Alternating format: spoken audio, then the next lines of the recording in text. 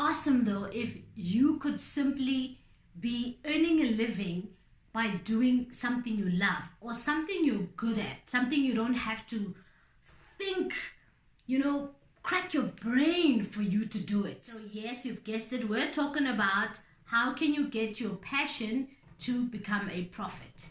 But here's the thing.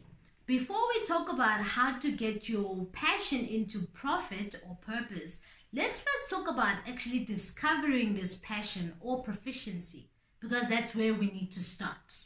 My name is Lerato Molepo and welcome back to my channel. We're new, this is great. And if it's your first time stopping by, thank you for stopping by. And I hope that you are going to enjoy the content that you're going to be getting here. I like to talk about self-mastery, business, and money. So if those are the type of things that you enjoy talking about or hearing about, then do like and subscribe so that you don't miss out any of the videos. The term do what you love seems kind of fuzzy and, all fairy tale-y. But when I heard something like that, I thought, why not? Why can't you do what you love? Why can't you earn a living doing the things that you love? And it made me think about the way that we start businesses, especially as women. Sometimes you start a business from desperation, sometimes you start a business from inspiration. However you start a business, wouldn't it be awesome if what you do is actually related to the type of things you enjoy doing or things that you are good at doing? So turning your passion or proficiency into a real business or a real course is possible, because many women and many men have done it. So if they have done it, I'm sure you and I can do it. So let's start from the beginning. Let's start with discovering who you are, discovering what your passion actually is, discovering the things you are good at, discovering the things that you could get paid for. This will give us something to start working with when it comes to packaging your brilliance. There are quite a few frameworks, tools that you can use to understand who you are or understand what your strengths are, what your passion is, and eventually maybe even get to what your purpose is. But the one that I want us to look at is called the Ikigai. So the Ikigai is a Japanese concept that means reason for being. I love the Ikigai because it gives you practical steps of how you can discover and identify the things that you're passionate about and the things that you're good at and the things that you can potentially turn into a profession. So we're going to go through the 4 questions that the Ikigai has to guide you into understanding exactly who you are and what your passions are. So I'm going to ask you these 4 questions. Don't worry, I'm looking at my notes if I'm looking down here.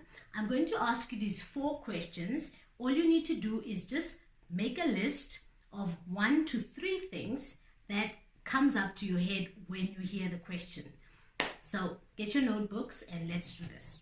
So the first question is, what do you love doing? What is the thing that you enjoy doing that you don't have to, nobody has to wake you up and push you. You just know that if it's got to do with this thing, I enjoy doing it. So come up with a couple of things, 1, 2, 3, that you can list and say, this is something I enjoy doing. The second question is, what are you good at? What is that one thing that people are always reaching out to you that, Lerato, please help us with this. What are you good at? And this can be something that's within your profession, and it can be something that, just outside work. People always come to you for this certain thing. But for you, it's just like, you can do it in your sleep.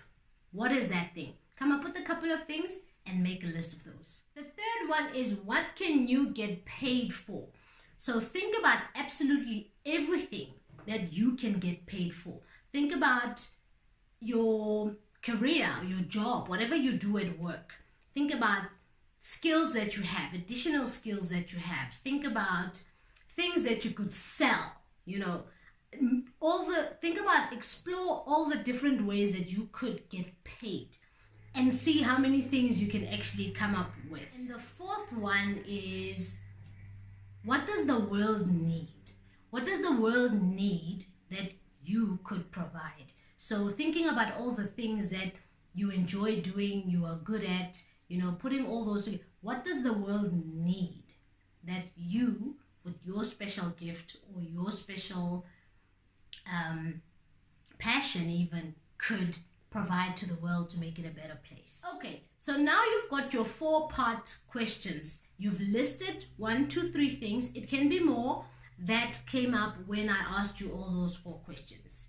Now, the connection between what you love and what you're good at could be your passion. So think about the one thing that is common between the 2 things, because that's where your passion could be sitting. The connection between what you're good at and what you can get paid for, that could be a profession.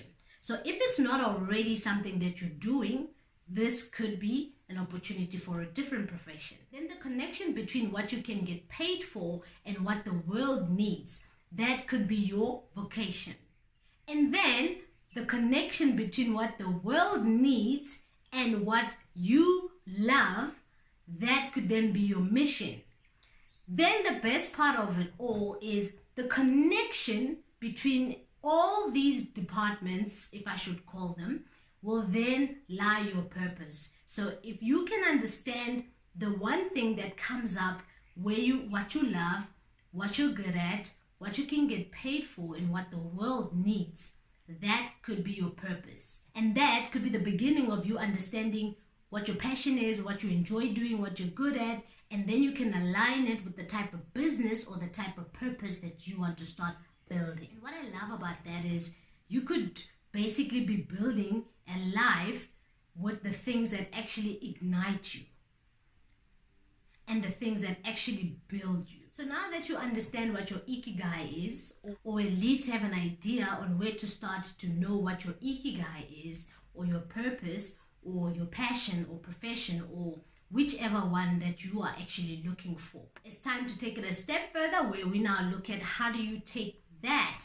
and turn that into a profit or a purpose.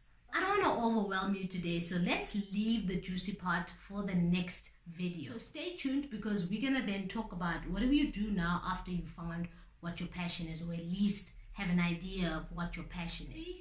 But what you can do is get yourself a free copy of my ebook. I will leave the link down below. It's called Startup for Success. It will help you, just put you on the right direction. And it will also give you a step ahead from what we're going to talk about next week. Don't forget to comment below and let me know what type of content you'd like me to do when it comes to business, self-mastery, and money. If you're on Instagram, let's be friends. At Default to Design with Lerato, and I sometimes do share some tips and some motivations, because we need each other when it comes to this type of journey. Thanks again for stopping by, and I hope to see you again next time. And if you have not done so yet, don't forget to like and subscribe so that you don't get left behind. Remember to join us next week so we can turn those passions into profit or purpose.